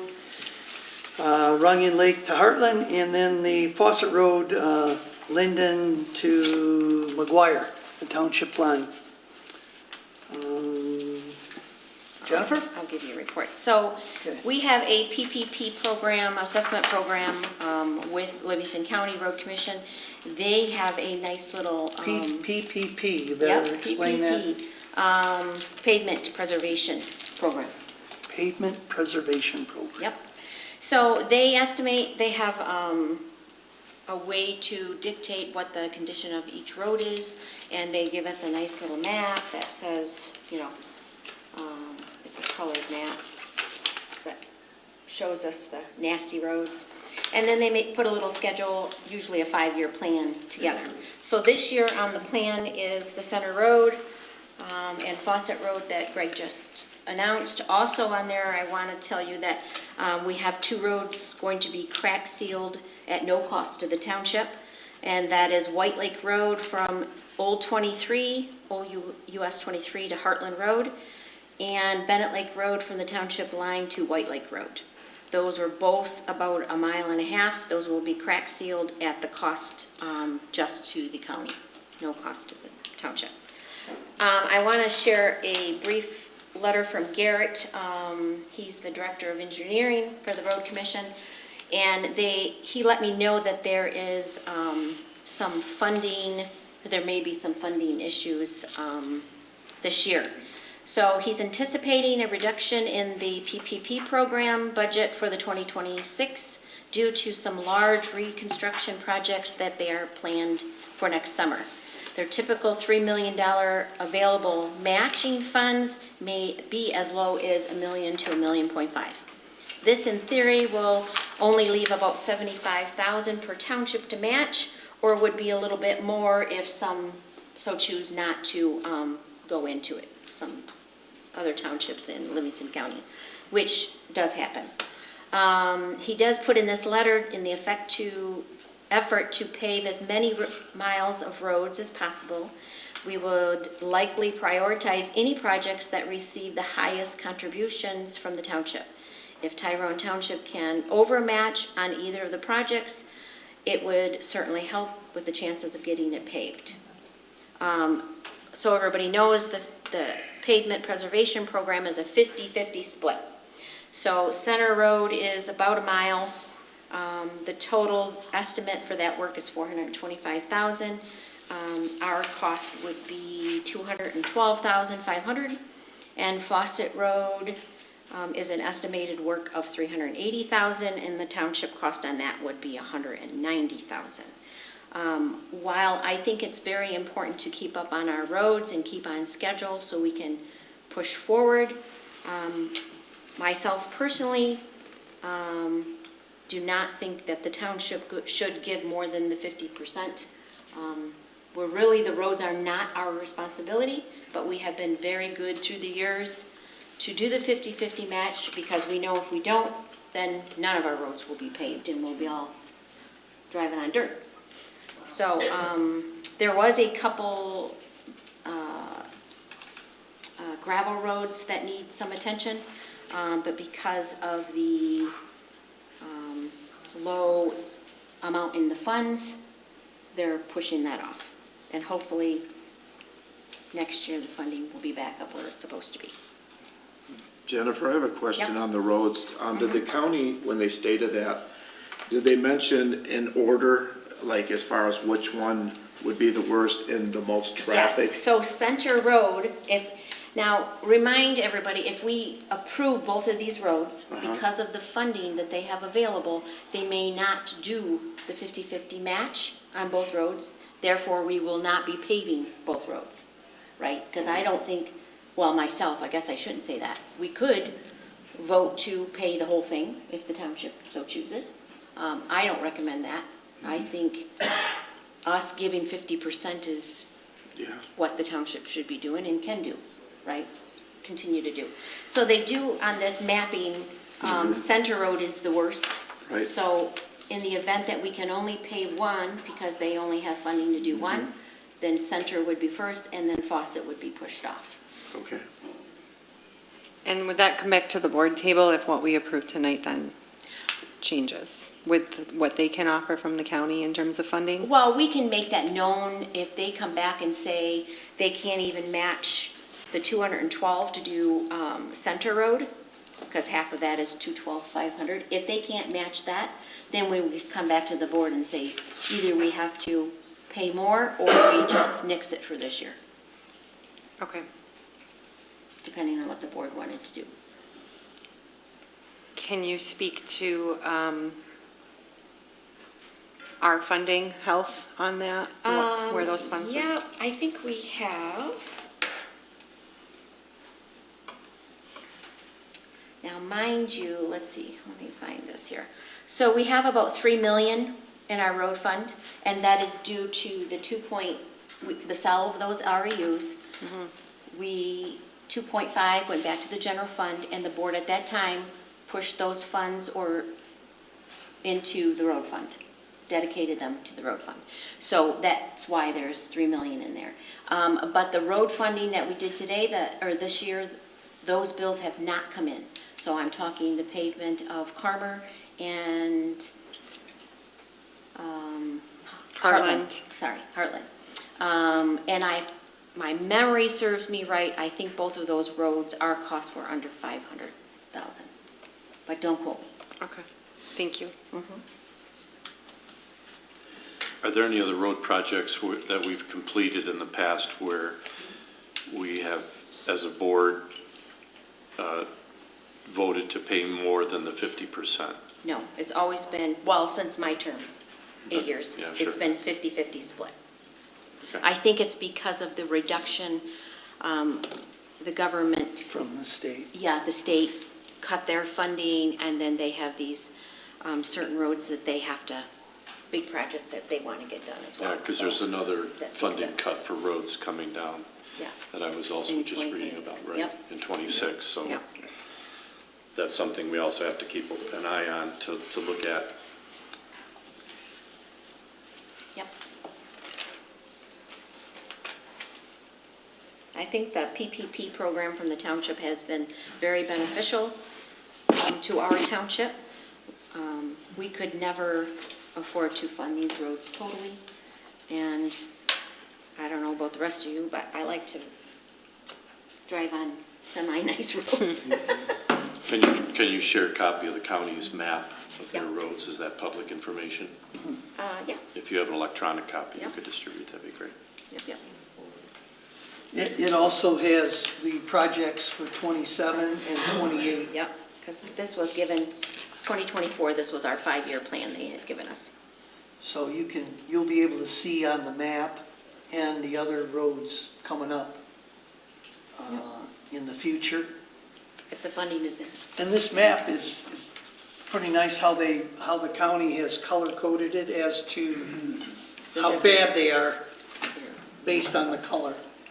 How did they determine how bad? Because I drive that Fawcett Road, Linden, McGuire, every single day. I don't think it's that bad. So how did they determine bad? They have their Have a formula. road rating, I'm not sure. I- I mean, because You I can drive call it Garrett. every single day to work. You can ask And Garrett. I never would have thought, oh, this is really bad, we need to repave this. It's only that section from From, yeah. Shannon Glen to the county. I think It's Yeah, that, Fawcett, yeah. Yeah. I think that little chunk of Linden north off of Fawcett's worse than Fawcett. Yeah, I mean, Fawcett's just, I just, like I said, I drive it every day. Shannon, right? Just, well, Yeah, it goes to Yeah. Parkwood. And now, again, I haven't been on the Center Road from running to Heartland in a long time. It's not pretty.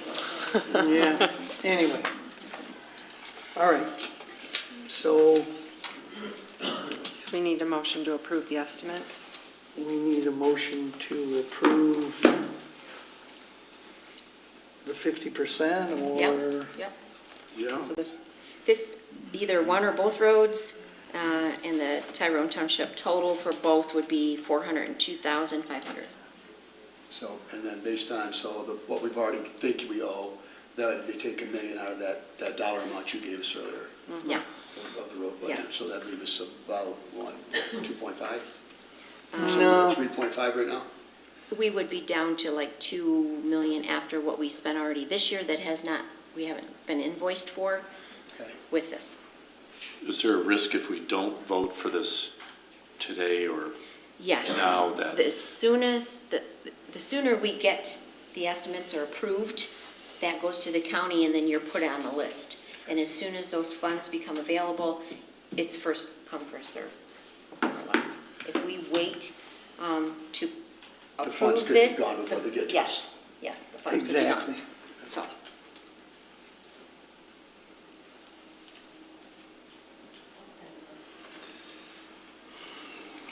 All right, well, I make a motion, Greg, if nobody has any questions. if there are no other questions, then we have a motion from Herm on On which ones or both? the 50% for both roads, if, you know, the county can do that. I'll second. All in favor? Aye. Aye. All opposed? Motion carries. I'll let Garrett know.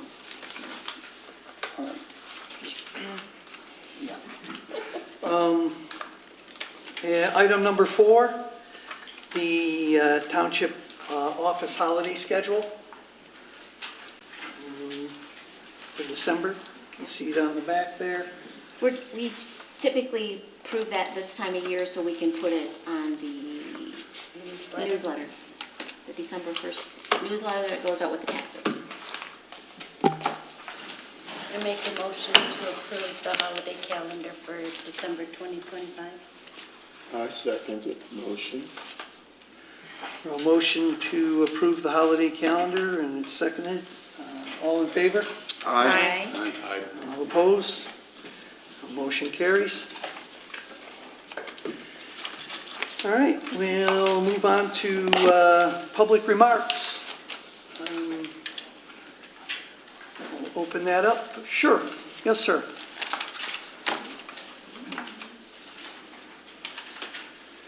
Dr. Sid Martin, Shannon Glenn. Ladies and gentlemen of the board, I want to address a couple of items. First is the purpose of board meetings. These are in fact board meetings where elected officials conduct the business of the township and the public gets to watch. We as the public are not actual participants in this decision-making process. We have the right under the Open Meetings Act to address the board, but this is not a town hall meeting, and this is not a question and answer session. If it is answers that members of the public seek, and if they want to influence township policy, there are far more effective means than speaking for 3 minutes. I have repeatedly witnessed board members being harassed and threatened because they do not engage in the street brawl that some constituents seem to want them to. If you want your voice to be heard loud and clear, then vote. These performances we have witnessed in these meetings are simply that, performances.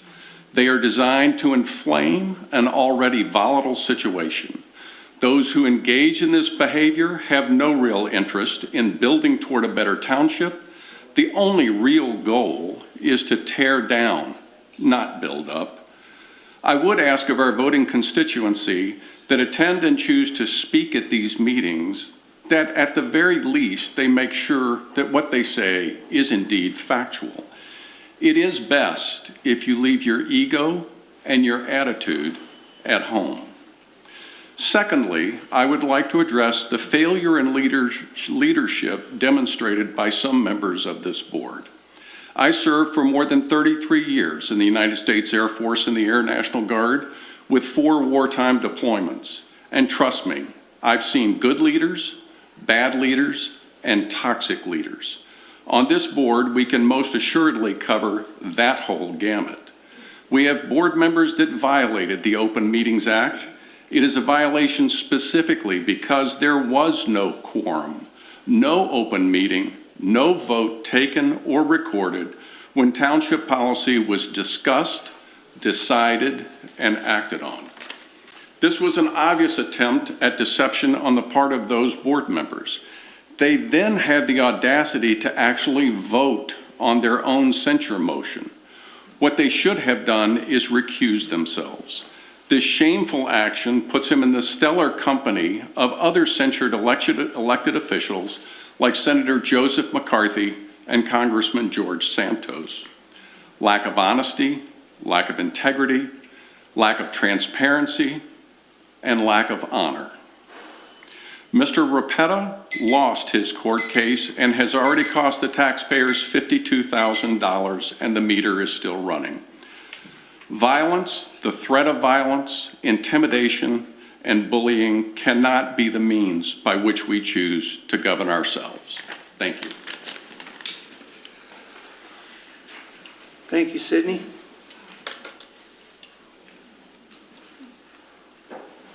Yeah, Mike?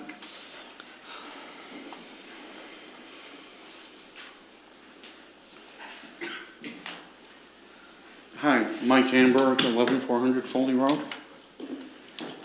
And with all this discussion of budgets, got me thinking. Recently, there have been some unexpected expenses, shall we say, that the township has incurred. Based on reporting from the Times, $46,613.68 to defend themselves in a recently ruled lawsuit. Where does that money come from? What budget account?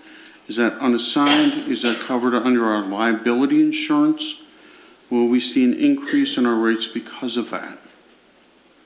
That's something that hasn't been answered or asked at the meetings. I don't know if others have asked it already, but I'm kind of curious as to where that money's coming from. The other thing was there was a discussion to dismiss half of the fire run in the July 15th meeting, so it would total only $793.50. Did that money come from the public safety fund to cover the gap? Or was that again from the, one of the unassigned funds? I don't know. But one of the things I would like is, as these things come up, if that could be presented so that the township people understand where this money is coming from, because obviously nobody's got infinite resources, shall we say. The other thing I have, again, with regard to expenses, is there is currently some activity regarding a recall election. Costs for that run between $17,000 to $70,000, depending on who you ask and the information that's out there, approximately, of course. Is that something that will be allocated for next year's budget, because that is when it's expected to occur? Or is that something that too would come in from the unassigned budget items? Or is this best asked in an email? I can do that too.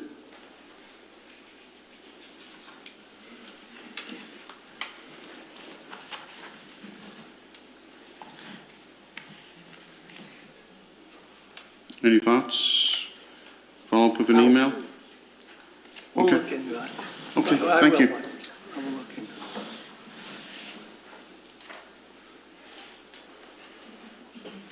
it. Okay, yes, please.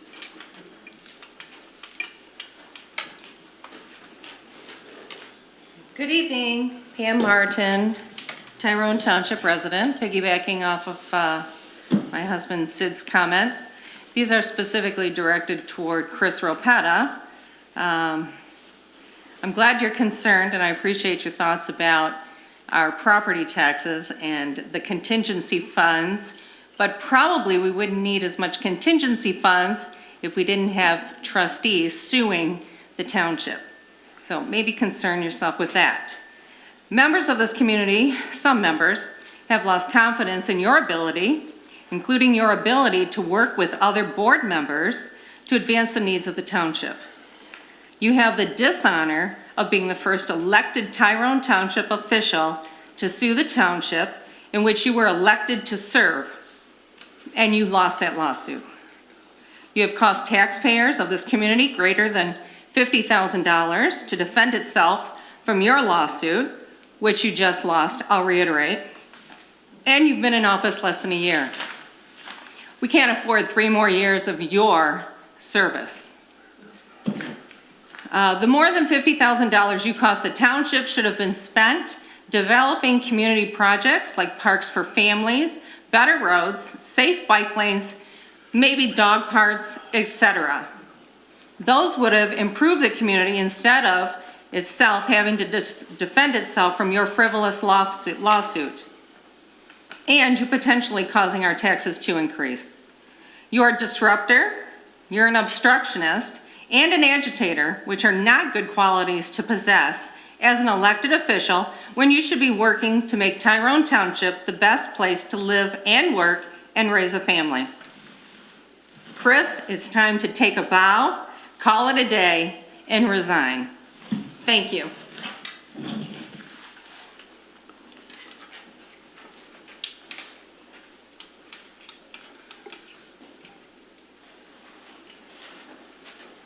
Anybody else?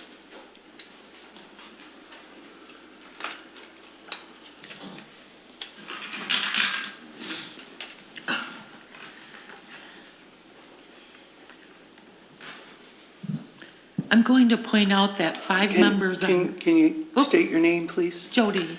Yeah. I'm going to point out that 5 members on this board have allowed trustee Sarah Dolman Jersey to violate the same OMA law that they removed trustee Chris Rapetta for from the Planning Commission. Sarah Dolman has a community Facebook page where she shares information with residents. In March 2025, one person asked her, "Do you have any high-level highlights on these 2 items of new business?" The new business was rescinding the moratoriums. She answered, "I will private message you." I know of 2 others that received these private messages, including myself. Portions of the message explained how the board had made an inadvertent mistake. She went on to say, quote, "We will rescind these moratoriums next week." These messages have been safely saved and are documented. In my opinion, she was trying to get ahead of the mistake and do damage control. Regardless, she told people that the board was going to vote a certain way before it was discussed at an open meeting. 2 weeks later, she should have been censured. 2 weeks later, she voted to have trustee Rapetta removed from the Planning Commission for the same thing. At this April 2025 kangaroo court hearing, Dolman had the audacity to sit on her soapbox and drone on and on for 22 minutes about trustee Rapetta violating the OMA Act. I guess she operates under the okay for me, but not for these standard. At one meeting, Chris Rapetta attempted to discuss Dolman's violation, but as usual, the mob rule shut him down immediately. Sarah threw out a few flimsy excuses, Carnes told him to stop, and Pam, the clerk, said, "Point taken, now move on." After Pam said that, she turned to Dolman and said, "Your heart was in the right place." How hypocritical. The community needs to know that the entire board, except for Dean and Chris, the Planning Commission and the Township Cashier, use underhanded tactics. These tactics are not straightforward and are done in a way to trick and deceive people. Many times their actions are against the established rules and what is considered proper behavior. Clearly, most of this board and the employees are not capable of acting in the best interest of the community.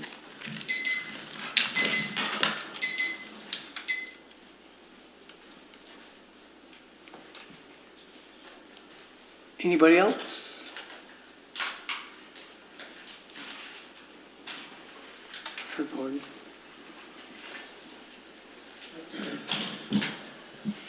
Hi, Gordon Tomaszewski.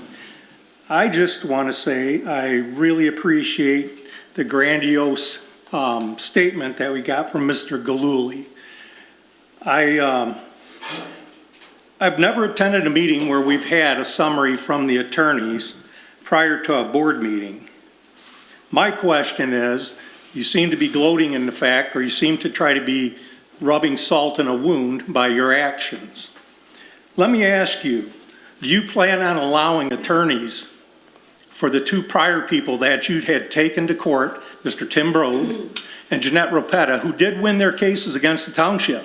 Are you going to allow them to come in here and make a statement? No, you don't want to do that because that'll place you in a bad light.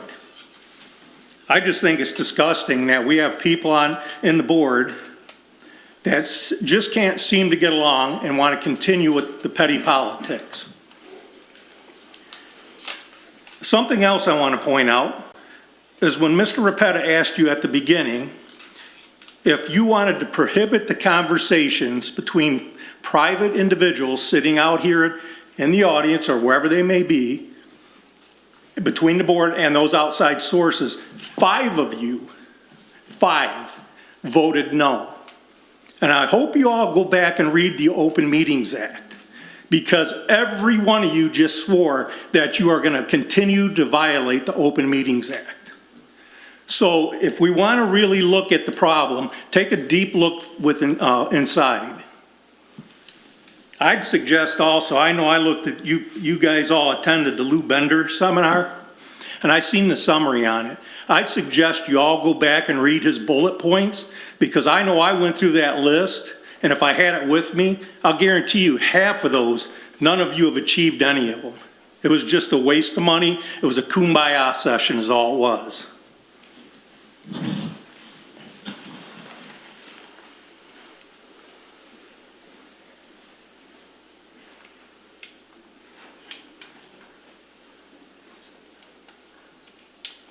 Anybody else? That's it? Yep, Scott?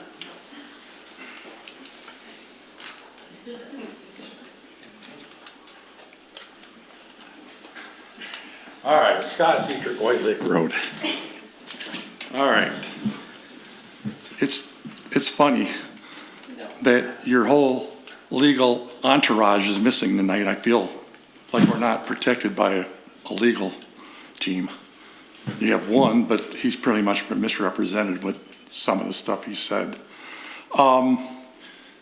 It's just too bad, Chris. I mean, you sit here and grandstand all night. We talked about the RU money going to the general fund. You already knew. You've been to all these meetings.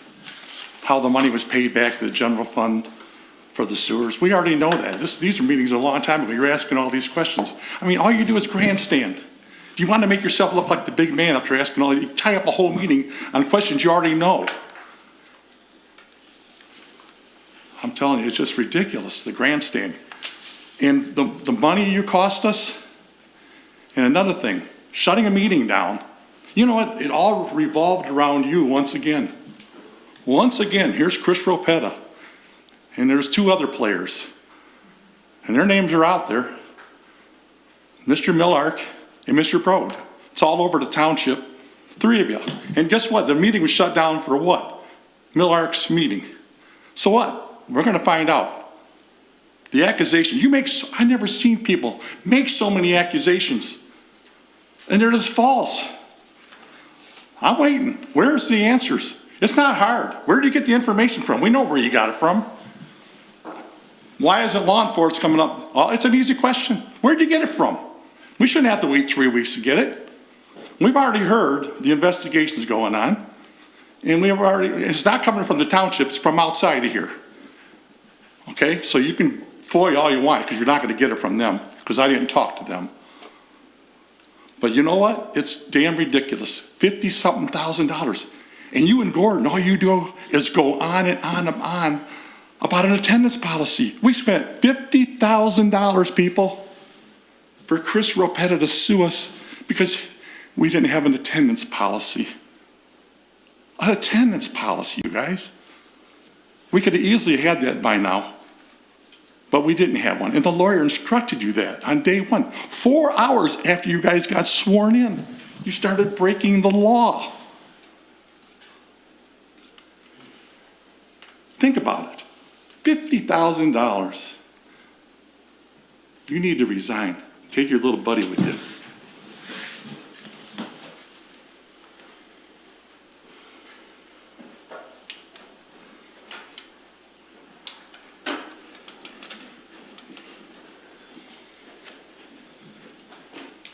My name is Dan Johnson. I live at 8635 Tipsco Trail. That's in Rose Township.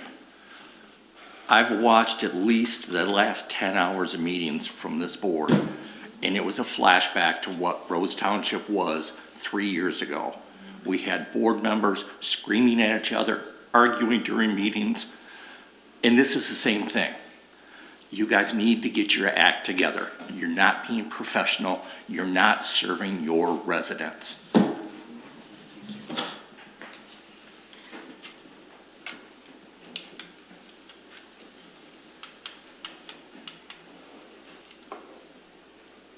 Is that it?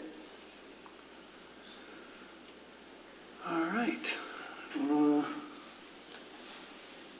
Move on to miscellaneous business. And I've been wanting to do this for several meetings. Kind of a recap of Lou Bender and what we did get from the training with Lou Bender.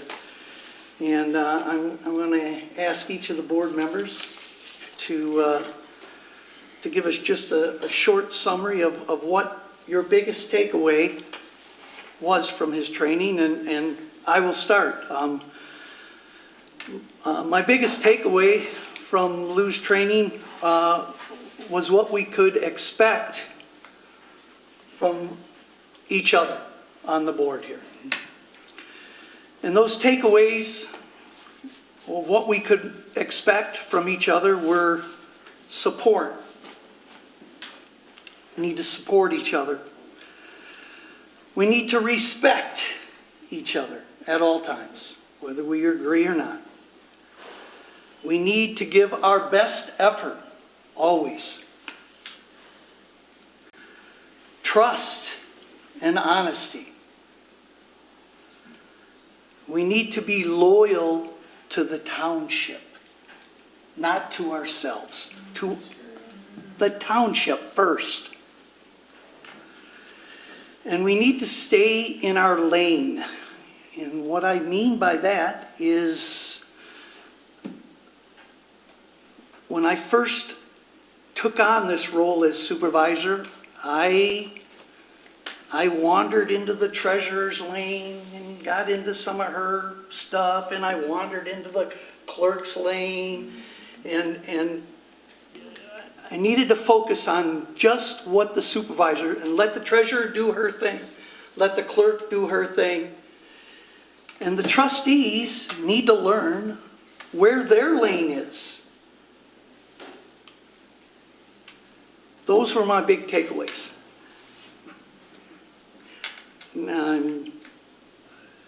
I'm sure whoever goes after me is probably going to repeat some of those things, but that's good. So who would like to be next? I'll go ahead. So I really thought the clarity of expectations was going to be so very different between the 5 board members that participated. Our assignment was to write down, we divided into teams and write down what our expectations of one another were.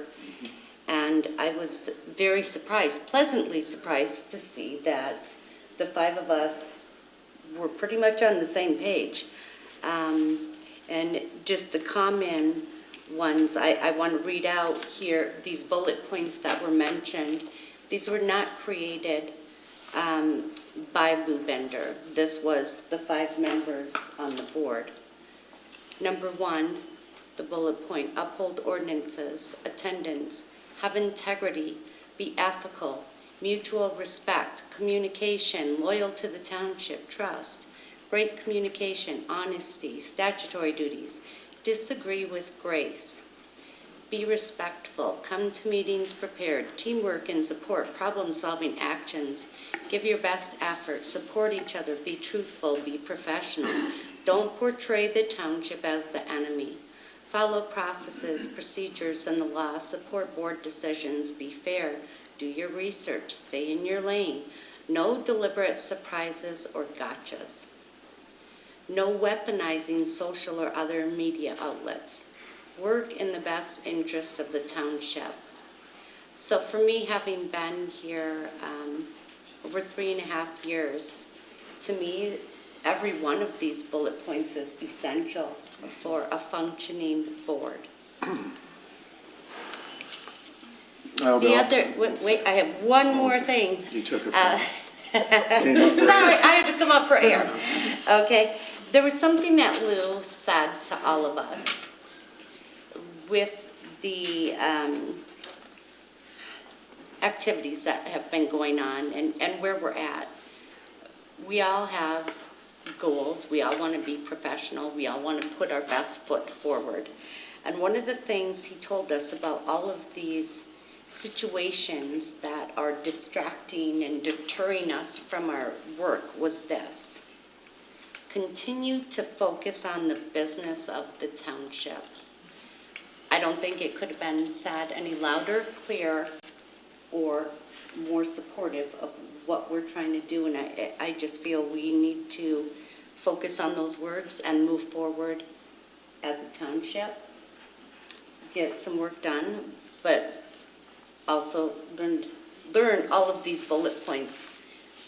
The board was emailed all of these bullet points and Lou's summary of our workshop, so those that did not attend have seen the information, and I think it's a good starting point for the board. Well, Okay, I'm done. Sure. Your turn. But going to that, I think it was great to spend a day together as all of us to get to know each other outside of the meetings. And I know if you get to know each other personally, you can work together better. But as far as with the code of conduct, we really went on that, not just for us, but for the residents and stuff.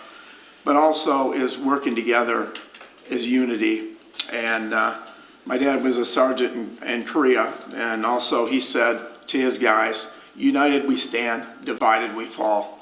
I think we can come together as a township and represent the 12,500 residents that we are here to do it. And people will criticize us for not doing that, but we are trying to do our part in this here. And some people don't agree with that. But I have lived in this township for almost 50 years. My dad got out of Korea and bought 3 acres. My mom lived in the same house for 62 years. I've been on this board for 6 years. I don't have all the answers, but what I want to do is come together as a township. Everybody cares about this township or you wouldn't be here. And I would like to say, you know, we all care about it. Every one of us. And we have to come together at some point. It seems like the country is going crazy and stuff, but right here in Tyrone Township, I could live anywhere in the world, but I live here. And I love this place. And I'm trying to do my best. I don't have all the answers, but I do try to follow the ordinances and what's right. And I will continue to do that for the next 3 years that I'm on this board. And I'm asking everybody to come together. We can do that. Thank you.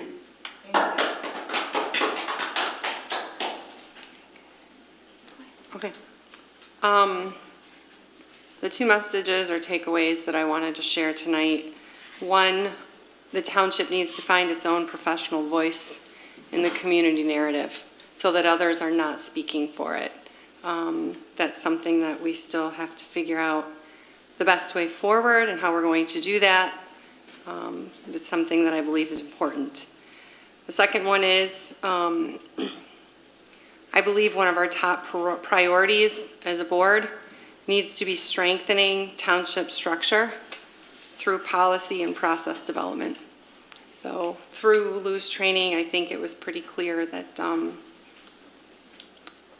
there are a lot of things, there's a lot of work we could do to make that structure stronger for our township.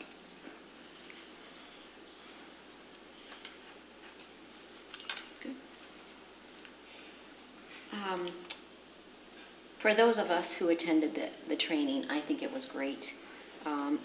It was great to work together side by side with a common goals, and I think we did very well. Mr. Bender gave us, the board members, new ideas, perspectives to think about. I believe we'll need to leave personal expectations and grievances at home when we come together in the best interest of the township. We need to be respectful and support each other. We need to be respectful of time, roles of responsibilities and statutory duties. I do think we need to work on a code of conduct for the board members, along with expectations of each other, as the girls listed off, or at least Pam listed off. We need to uphold ordinances, be professional, and communicate respectfully always. There's no room in government, in personal lives, for all of this miscommunications, dictating, yelling, screaming. That doesn't belong in this township.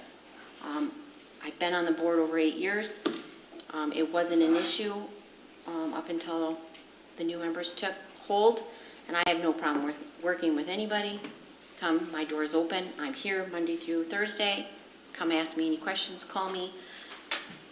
But the nonsense that is going around on social media, the lying, the scheming, that's the kind of crap that has to stop, because this township is what is hurting. And it is important to me. I haven't been here 50 years like the rest of them, but it's important to me, and I want my children to respect the place in which we live. And I'm sure you all agree with me. All right. Thanks. I would just also like to let the residents know that Lou and I talk probably on a weekly basis. So for anyone to say he wasn't worth it is totally wrong, because this guy is available to any one of us. Anyone on this board can call him at any time with any question. And he may not be able to respond right away because he's only got a gazillion other government bodies that he's doing the same thing with. But he will get back to you, and he will try to help you with any of your questions or issues that you want to share with him. So, again, it was well worth it. Well worth it. It was money well spent, and still is. So, with that, unless somebody else has anything to add, I will ask for adjournment. Second.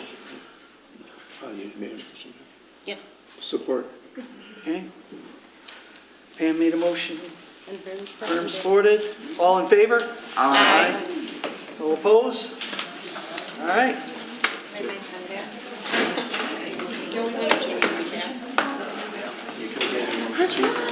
And you better come back. If you are not here on the day you told us you would return.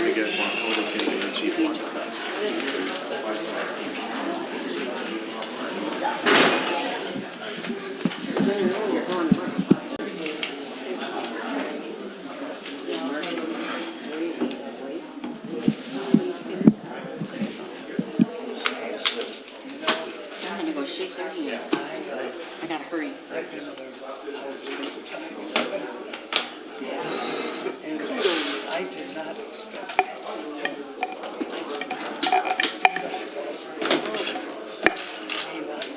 Oh my goodness. What'd you do, break? I got cords everywhere. I got a little confused here for a moment. Ugh.